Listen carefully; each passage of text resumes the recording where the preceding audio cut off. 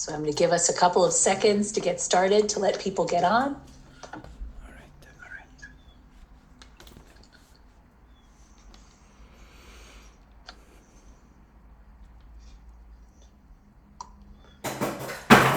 Hello, everyone, and welcome to P&P Live.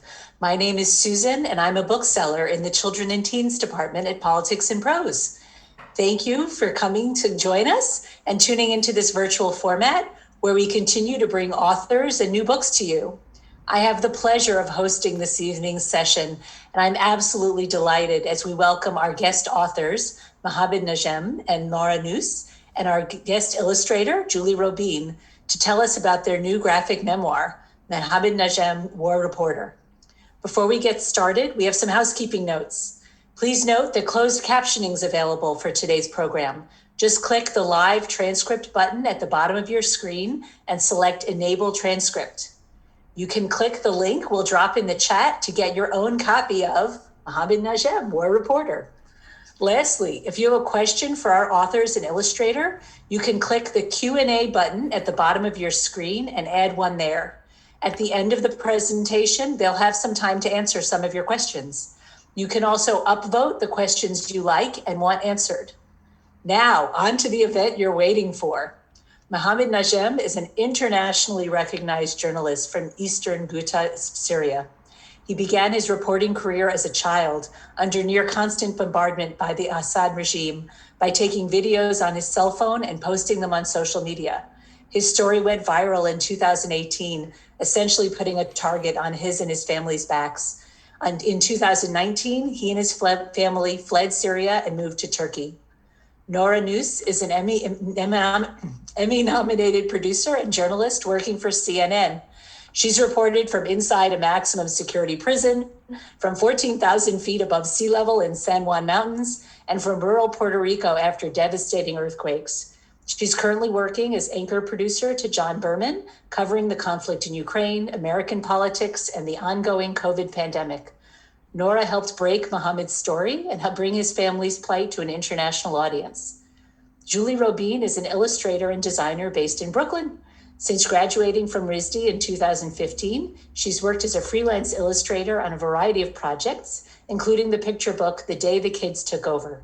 A middle child, she's been drawing since realizing was the only thing she's better at than her sisters. Now let's get started talking about your memorable new book.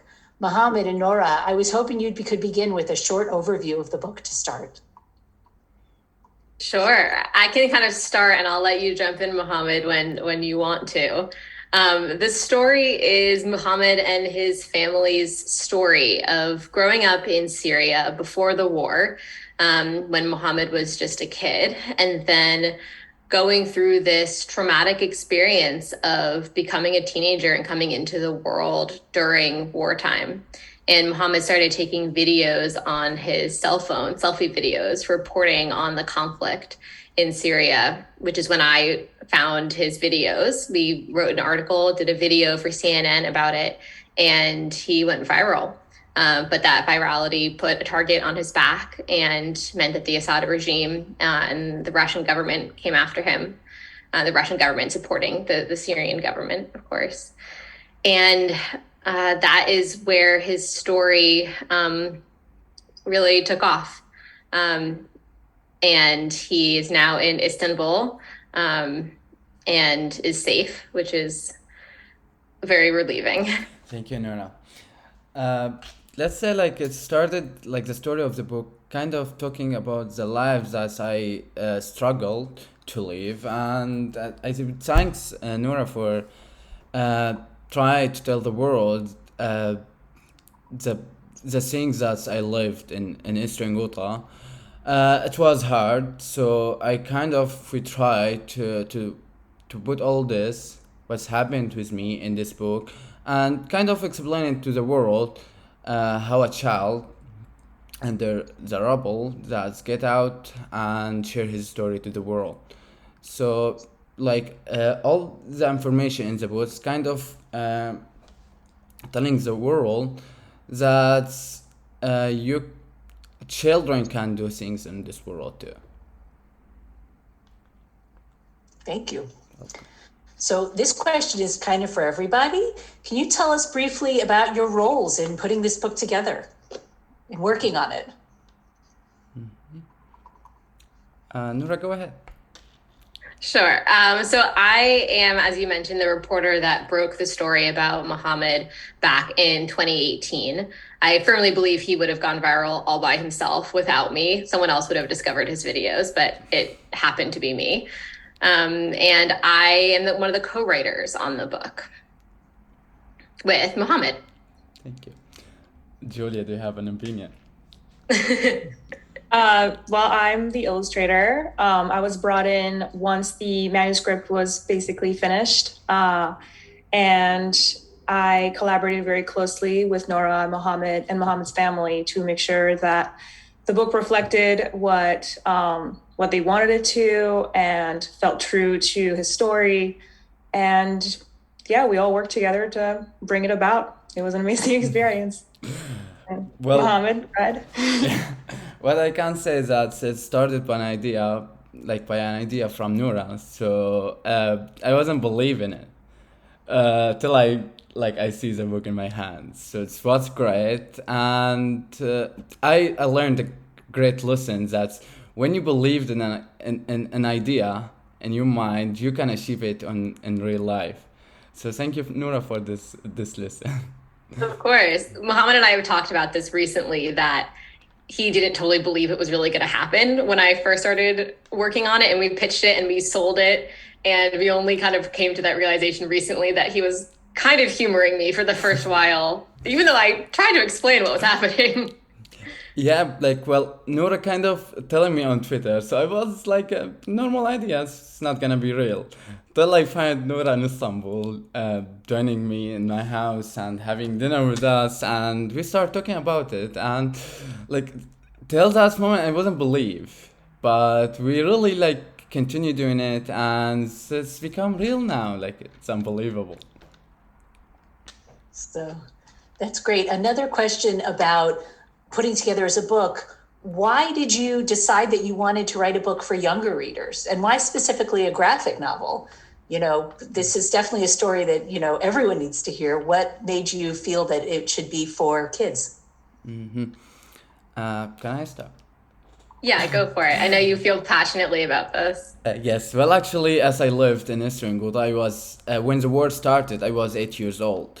So it was kind of hard for me, and I used to live a normal life, but when the war started, everything changed in my life. In Sage City, everything destroyed around me. So I really lost hope. I wasn't believe that I'm gonna be 20 now, or I'm gonna be alive. So I lived all this. So when we decide to make it for young reader, it's kind of giving him hope that continue your life. I see most of children losing hope because of what's our world reached to, but in our world there's a lot of fantastic things we can do, and especially that I choose the young reader. Maybe that we can help them and increase them to do better thing in this world, and we can save our world. That's really lovely. And is there a specific reason you all wanted it to be a graphic novel? The graphic novel felt really natural of a choice because this was exactly how Muhammad was always communicating his story and his truth about what was happening in Syria. It was always through image. It was through his videos and his pictures. And so the graphic novel format felt like it lended itself to his story very well. And then there's a little piece of it too that I always just thought Muhammad was kind of like a superhero. And so I liked giving him his own graphic novel. He hates that I said that. Well, actually, a novel, it will be it's not boring. So it's not that it's not boring. Yeah. Kind of. Well, you're right, though. It really does grab you having read it. So I know that, Muhammad, will you share a little bit of background about your life in Syria and sort of the moment that made you realize you wanted to start documenting it for other people? My life like began to change, as I said, after the war like happened in my country. The thing that like I wasn't able to go to school normally because my school had destroyed completely, and like being in the war, it's really hard for children. So we wasn't able to deal in our life normally, and like my father have a store carpenter. He work as a carpenter, and like we was having a normal life, quiet life. I was like before the war going to school, have dreams. I really want to be a football player. I really want to be like in the childhood. I was want to be a football player and beat Messi or Cristiano Ronaldo. I was like have a like children idea, but anyway, like uh, in the war, everything changed. I lost this kind of dreams. Everything turned like into hell, like bombing everywhere. Everything destroyed. Like even my family, we wasn't able to live in the same house because my house destroyed because of bomb, and we displaced in Eastern Ghouta. So I lost a lot of people in my life. My father died in 2015. After 2 years, like my father used to work in a company that's help people. So after 2 years, at 2017, like I look at myself. My father loved to help people, so I love this too. Like I'm I'm sure that if I did something that's help people, he maybe would be proud of me. And I was seeing my brother doing his job. He's a journalist, so he's doing his job. So I get a little bit jealous of him. I was really want to do as him as he do. So I learned from him. Then I got the idea of like it's not be like working. I have a job, but it's kind of fun, like adventure for me. So I can report children and do some videos, like some funny videos for my friends, for the children. Like that would be fun for me. So I was wouldn't have a phone till my brother finally bought me a phone, and it was a small phone, but I was appreciated. And my sister was used to work as a teacher, English teacher, so she helped me through doing my videos. And I think this job, helping people, I'm sure if my father's still alive, he will be proud of me. Thank you. So, so I want to pivot a little from Muhammad to Nora. Will you tell us more about how you learned about Muhammad's activism and how your relationship with him began and then grew? Sure. I was working at CNN at the time. I still work there now. And I really just stumbled across one of Muhammad's videos. And it was the scene that now is actually the cover of the book. But that was the very first video that I saw of Muhammad when he was standing on a rooftop with bombs in the background. And he was showing this view of the conflict in Syria that was hard for us within Western media to gain ourselves, because it was hard to get reporters into some of those areas of rebel held Syria. And I almost forgot that it was a kid that I was watching until his voice kind of broke a little bit in this video. And that was the thing that I think really drew me in, that here's a kid who is scared and doing it anyway. He's frightened, but he is still reporting to show the world what is happening in his community. And so I watched a lot of his other videos. We started talking through Twitter DM and then through WhatsApp. And we had to do some work to verify that he was real, that he was who he said he was really in the community he said he was. But then we wrote this article And I edited together this video on my laptop in my spare time. This like wasn't my day job at the time, but the story went live and it went viral overnight. We had millions of views. It was translated into Arabic and reshared all over the world. And that was really where his story took off. Wow. Speaking of that, is there any chance, is the book only going to be in English, or do you guys know if it's going to be in other languages as well? Right now it's in English, but we're really excited about the potential for it to be translated. And we do have a couple of folks that we know that don't speak English, but who have been able to read it, including one of Muhammad's brothers, because of all of the pictures. So that's been really cool as well. That is. So that's how the two of you worked together. And now the three of you have worked together. Can you tell me a bit about the collaboration of putting together the book? How did it work? Yeah, so Muhammad and I wrote the book together initially, and a lot of the first step of that was extensive conversations between me and Muhammad, but also the other members of his family. And so, as he alluded to, I went to Istanbul and got to meet him and meet his family.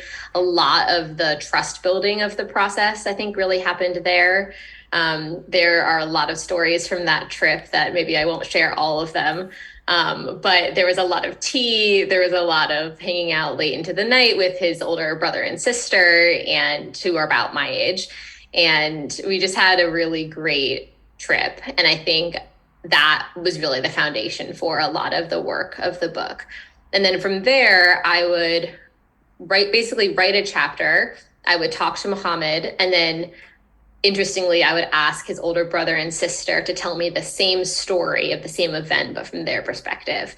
And that's where a lot of the interfamily dynamics kind of came out that are really present in the book, where there's kind of different views of how exactly something happened. The story of the parrot was a big one that everyone had kind of different stories about how that happened. That is in the beginning of the book. And then Muhammad and his brother and sister would review the draft, make changes, make suggestions. And then we sold the book, and that's where Julie came into play. Yeah, I was approached in September 2020 for the project. My agent, the incredible Tanya McKinnon, gave me a call. And we'd been talking a little bit about, what kinds of books I would be maybe interested in illustrating and doing.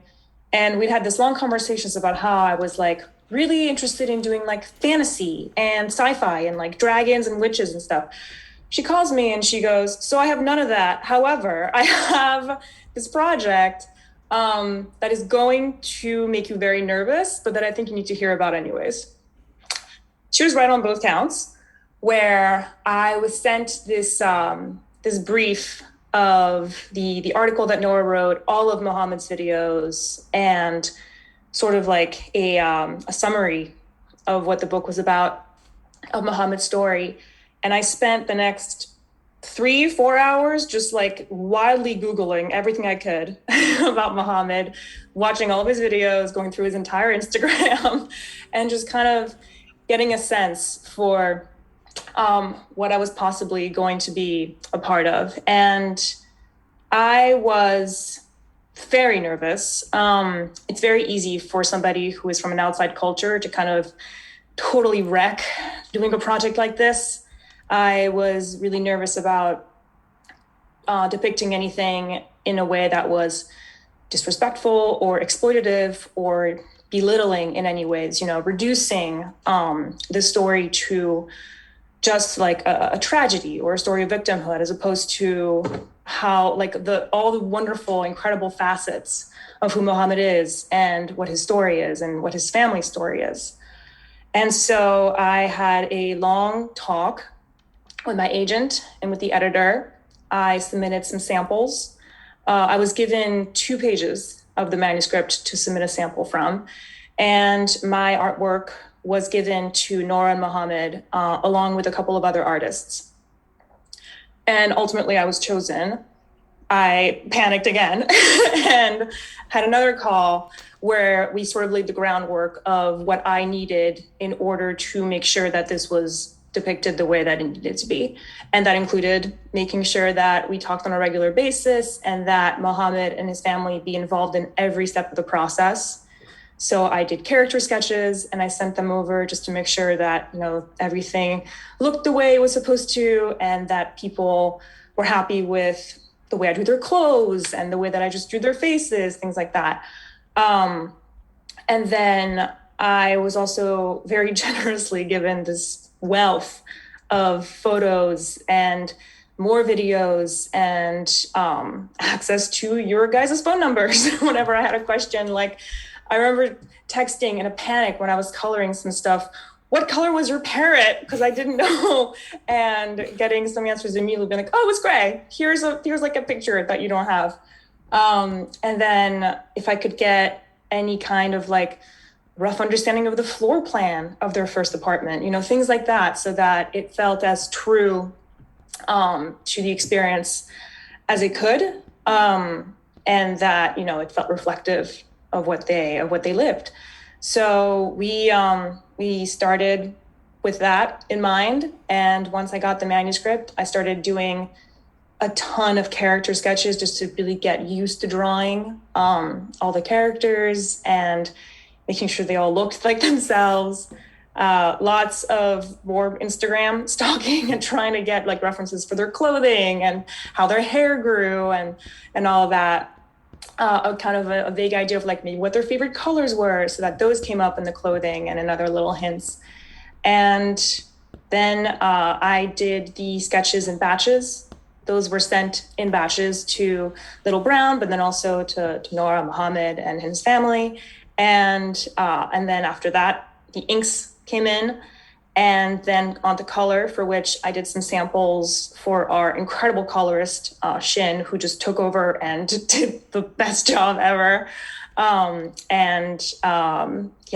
book just came together in the most wonderfully collaborative way. As somebody who's worked both as a freelancer and as a designer with publishing, it's very rare to have this much collaboration between authors and illustrators. And I am incredibly lucky to have been a part of something like this. Extremely grateful. So that description was so vivid, but I know that you also have pictures to share with us. Yes. And I was hoping you would share with us to show us what it'll look like. Yes, I can do that. So I have a PDF of some of those things that I will share now. Okay. So the picture at the top is the first ever sort of full family portraits that I did year by year of sort of like the big years for the story. And the bottom ones is kind of how it all ended up looking. It's funny because there's some repetition with like what people are wearing, but the style has evolved into something that feels a little bit more real and a little bit less childlike, I suppose. But it was like very good practice just to kind of get used to obviously making sure that everybody looked the way they needed to, but also just getting really familiar with everyone, which is so nuts because Muhammad and I have never met in person, but I spent the last like 2 years drawing you basically every day. And I feel like if and when we do get to meet, I'm going to be so weirded out that like you're a real person.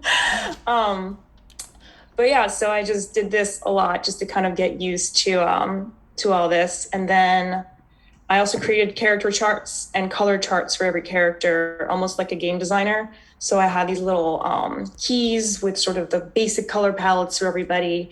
Here we have all of Muhammad's siblings. I really enjoyed drawing the kiddos. Patul and Karam were really fun to draw because they're so small throughout the entire book. And then I also did, as you can see, Muhammad had the most wardrobe changes of all the characters, which was really fun as well to do. And here are some of the cover concepts that I also created. So we definitely wanted to make sure that, the way that Muhammad was filming everything was through his phone. So the phone was an important part of the concept. And they ended up going for the one cover that doesn't feature the phone, which is the middle one in the bottom row. The idea with this one was just that basically the viewer was seeing the screen itself as opposed to seeing the phone the way that one would when watching a video that Muhammad does. So we went with this, but then we reworked it a little bit to what it is today. So including the phone so that the concept is just a lot clearer, and then making the background just more detailed.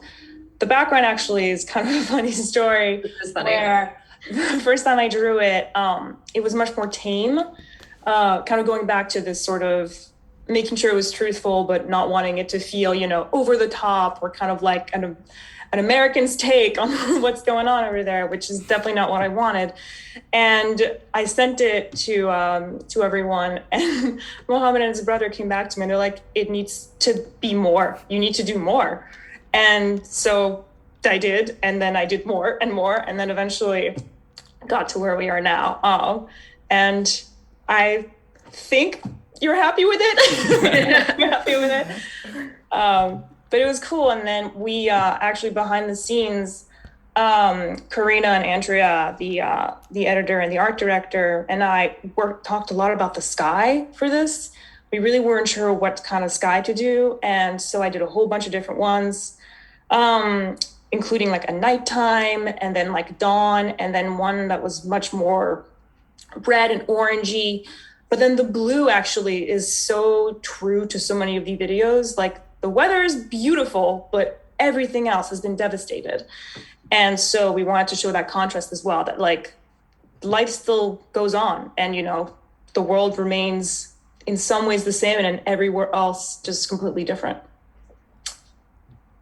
And then this is the sketch to ink to color process for one page. So the sketch page really is 2 stages, but this is just one that I'm showing because I do really, really rough compositions to kind of get an understanding of how I'm going to lay everything out. Since I'm given essentially a screenplay where it's like this page will have this panel, this panel, this panel, but I get to decide how I lay everything out. And I really like breaking panels. So I'll do things like this where something will just not be contained within a panel. And then once those roughs are done, I'll sketch over them a little bit loosely, but a little bit tighter still. Then those are approved, maybe with some minor changes. And then after that, we move on to color. And in this case, this is one of the sample pages that I did for Shin. And she used that as sort of like her base for a lot of, for the rest of the book. And it was seamless, frankly. You cannot tell the difference. She's incredible. And yeah, that was kind of the process for me. After that, we sent it off for printing. I got proofs and making sure that all the colors were right and that there weren't any like little mistakes, anything like that. And then it was off to the printer for real. I just wanna say a comment. Not because you are the one who wrote who drew the picture, but you are very talented. I really thankful for you. Thank you so much, Muhammad.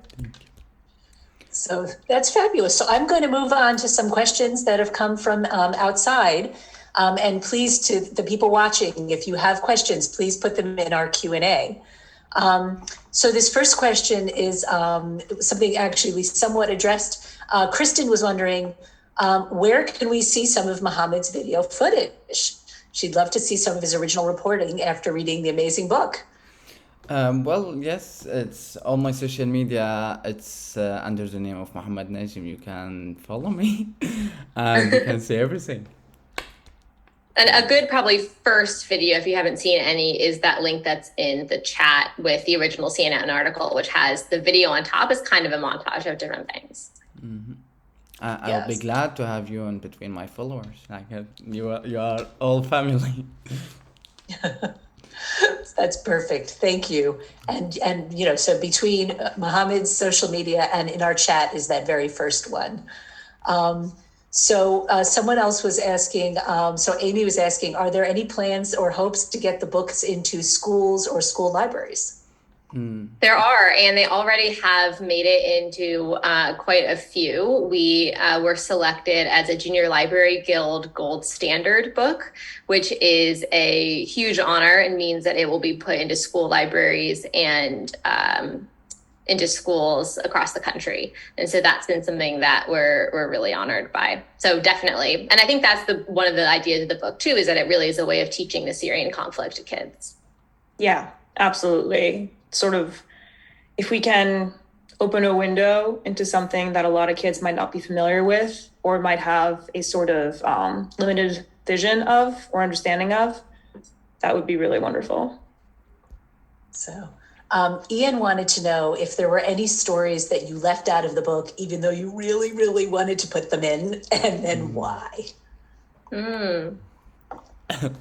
That's the question. Well, there's a lot of stories hidden.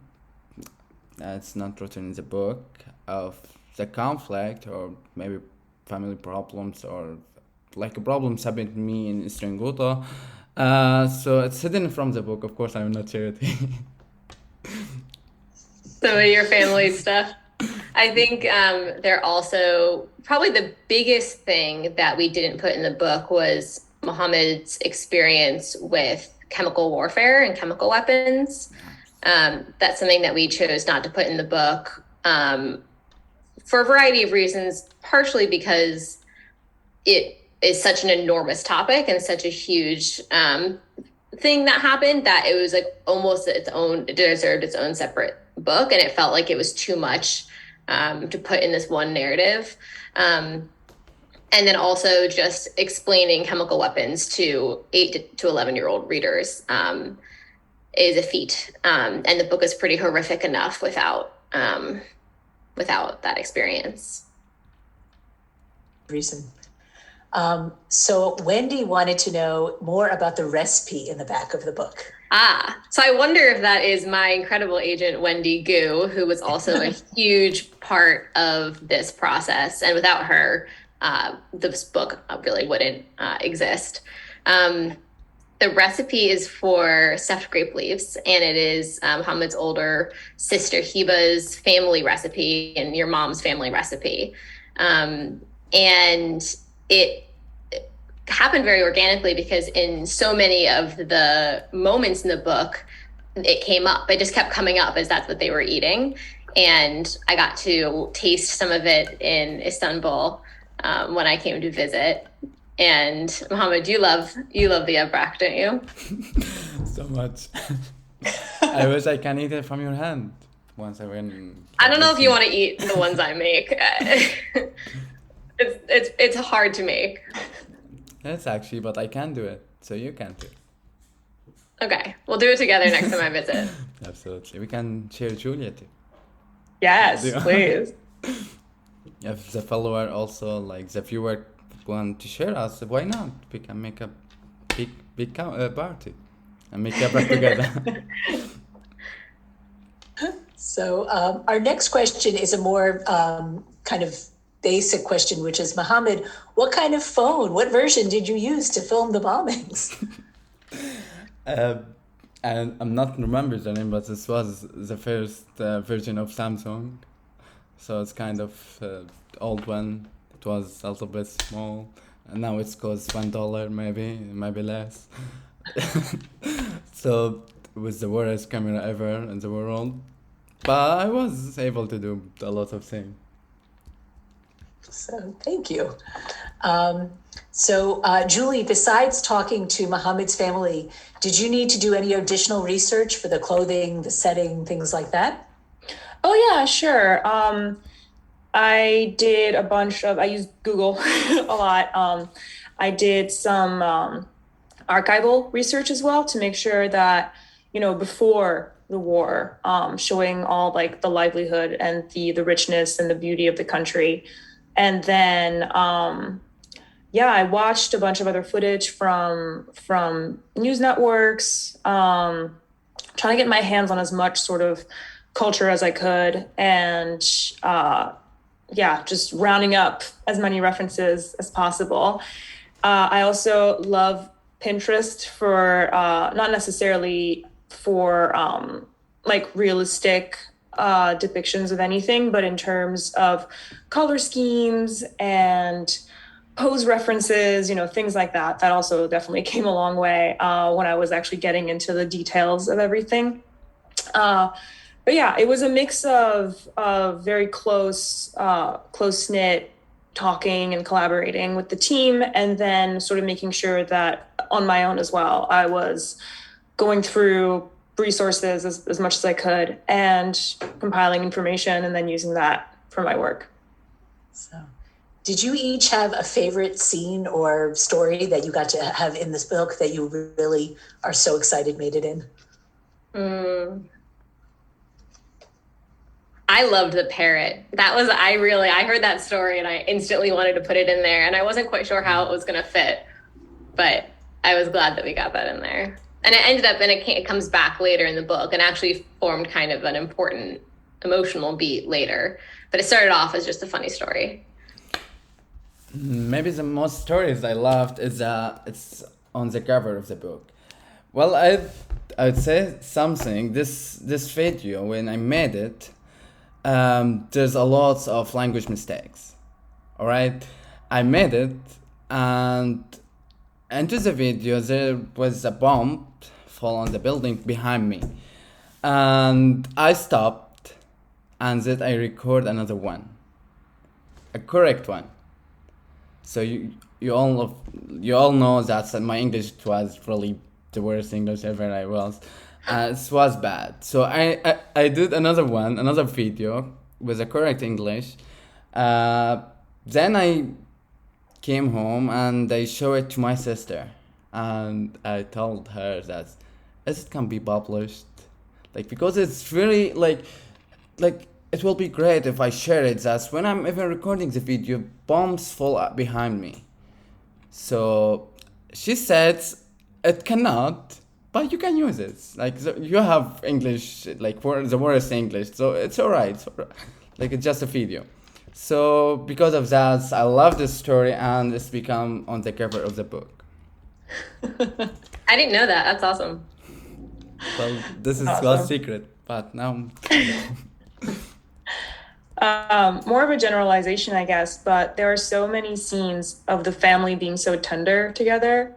The brothers hugging, and there's no shying away from emotion. And I found that it was great to draw, just from a lot of how I draw is very much driven by emotions. I'm told that I tend to make the faces that the people that I draw are also making. So it's just like a mirror almost.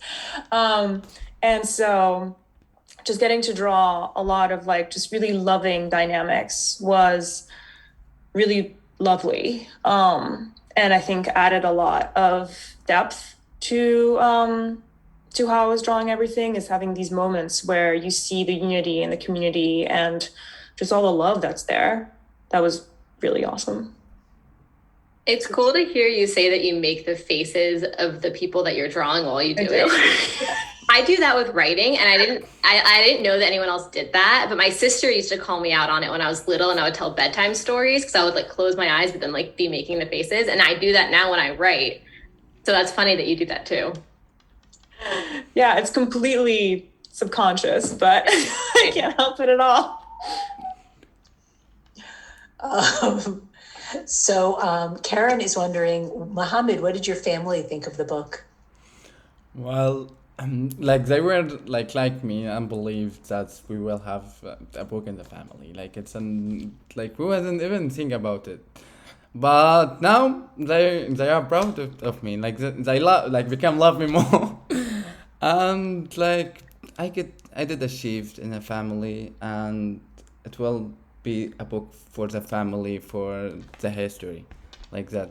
I'm glad actually that I did something useful in the family. You can brag about this forever now. Yeah. My brother used to work as a journalist, and I learned from him. So now I'm making book. Like you looking at me, come on, you were a child, and now you have a book, and I worked for 10 years, and what I get? What did I get? Nothing. Yeah, you worked for free all that time. Yeah. So it's a great thing. Well, now you're a big time author. Who I think that I will be like this. So Norman said that as a trauma therapist, he wanted to say how wonderful he thought the work was. Mm-hmm. And he was wondering, how has writing this story helped with the emotions that result from everything that came before? Has it helped you process what's been going on in your lives? Well,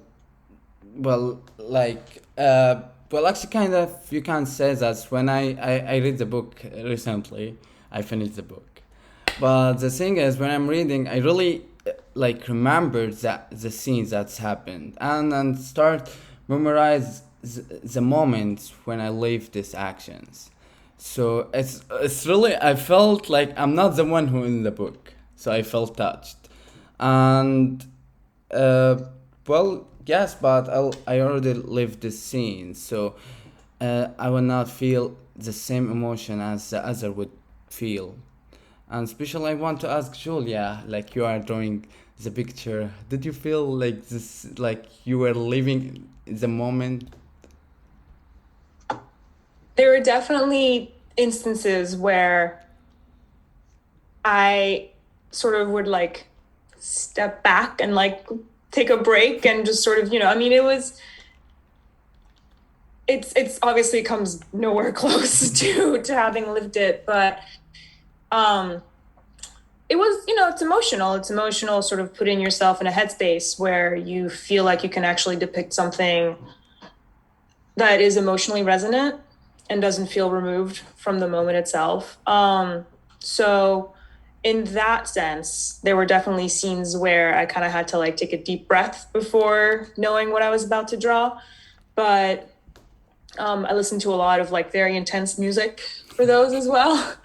But a lot of it was also, I was with rewatching all of your videos and kind of paying attention to how you were reacting to the things that were happening as you were filming them. That was really helpful too, because not just being locked in my own brain and how I was perceiving what was being written and how to depict it, but genuinely seeing you in the action of everything. Kind of, there's that human connection of just being this is scary, this is terrifying, this is horrible, and sort of using that and harvesting it to try and put that on the page as best as I could.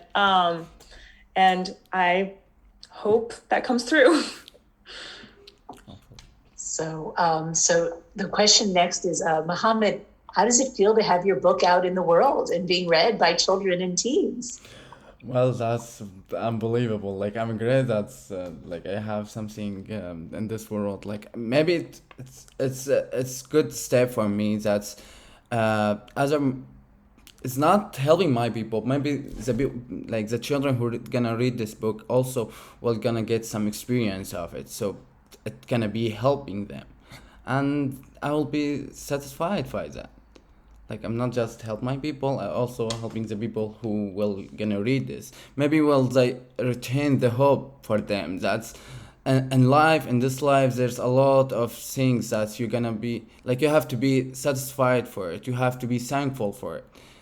You have your body, you have brain. That's all you need. You can do everything. So all of the rest of the questions tend to boil down to this one question, which is, what is next? You all have been doing such interesting things, and this was so compelling. And we all want to know what you're working on that we can enjoy what's coming up. Mm-hmm. Nora, answer first. Okay.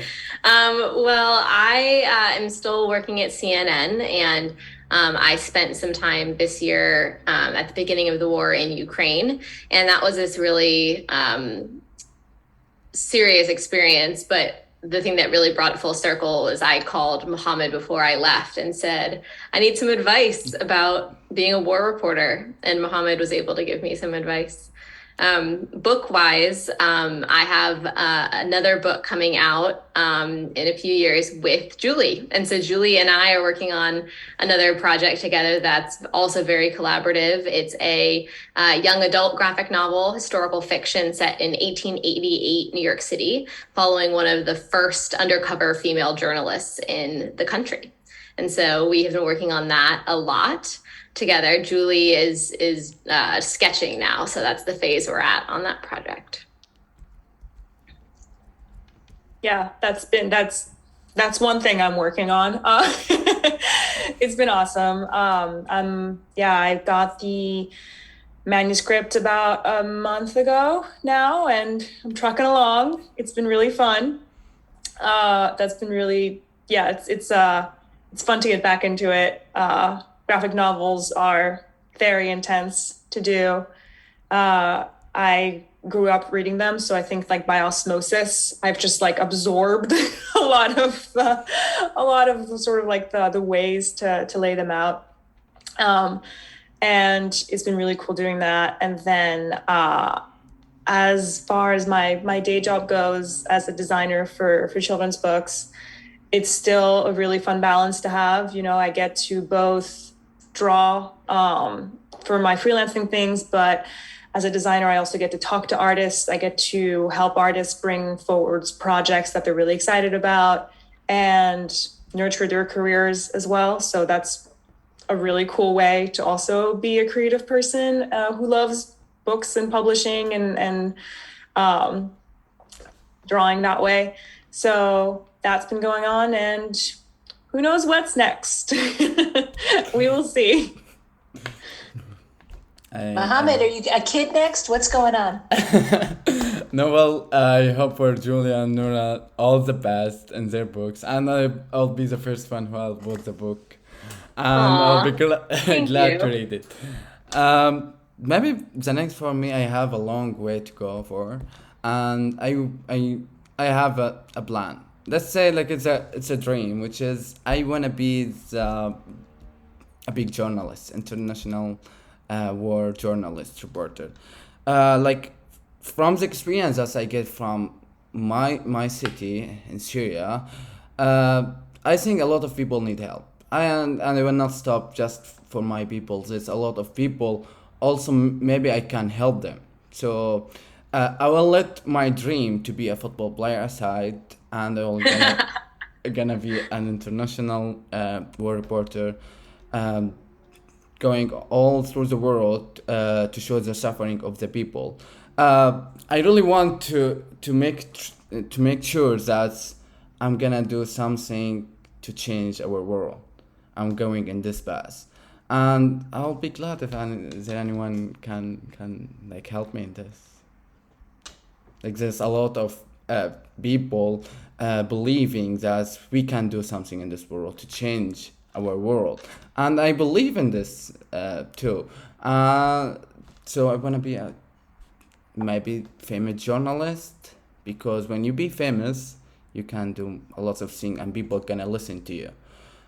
So I'm gonna achieve this with other things. I'm also trying to be multiple, like talented, like to write another book, and I hope doing a lot of things. Like, you know, I'm still 20, I can do a lot of things in the future. As Julia said, I don't know what's next, but absolutely will be great things. Wow. Thank you so much. Thank you all for joining us and for your wonderful questions. And thank you again to Muhammad Najem, Nora Neus, and Julie Robine for today's really fabulous presentation. We learned so much. And Muhammad, it's the middle of the night by you, and you did a different language. We so appreciate it. Thank you for don't having forget, us. you can still click in the chat box to get your copy of Muhammad Najem, War Reporter. We have many copies waiting for you. As an independent bookstore, we appreciate your support. You can also find the original link to the first story that Nora put together about Muhammad in the chat. Be sure to check our website for updating social event listings, and you can always follow our Children and Teens Department on social media under @Kids in Prose. Thank you all again for joining us, and have a good night.